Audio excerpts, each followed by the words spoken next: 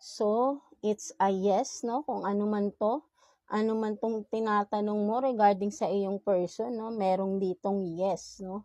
Kung ano man yan, right? And then what else?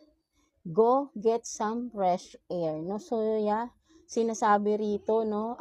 Tama kung ano man tong iniisip mo. Maybe, kailangan nyo ng space muna ng taong nasa isip mo.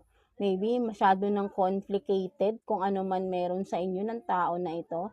At tama kung ano yung iniisip mo, magpahinga ka muna, go somewhere else na makakahinga-hinga ka na, medyo toxic na rin.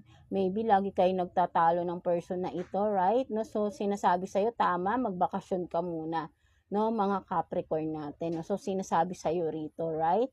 No? So, para magkaroon muna kayo ng space sa isa't isa at makapag-isip-isip din kayo, no? For some, kaya pala siguro for some of you, nakakalimutan nyo na talagang tumawa, no? Dahil puro problema. And then for some of you, may mga person kayo na may mga bad habits, no?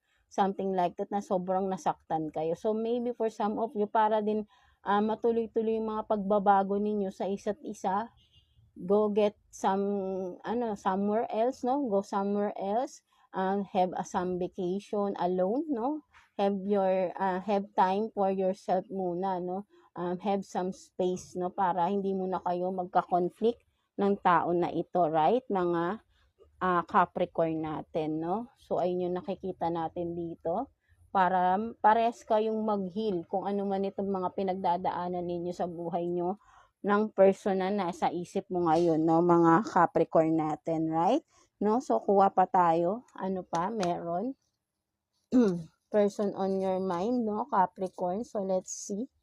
Ano pang meron? Tingnan natin.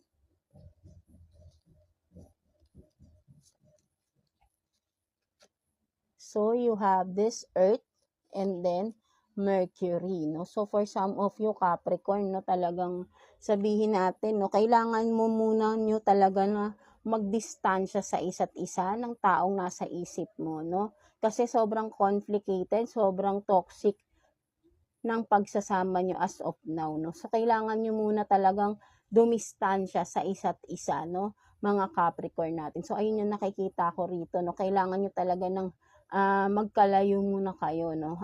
Maybe talagang sa ngayon hindi talaga kayo magkakaroon ng peace of mind, no? Sa isa't isa, no? Kailangan mag-heal muna kayo totally bago ulit kayo magsama, no? Tulungan niyo yung kanya-kanya yung mga sarili, no? I-heal niyo yung sarili niyo. Parehas kayo ng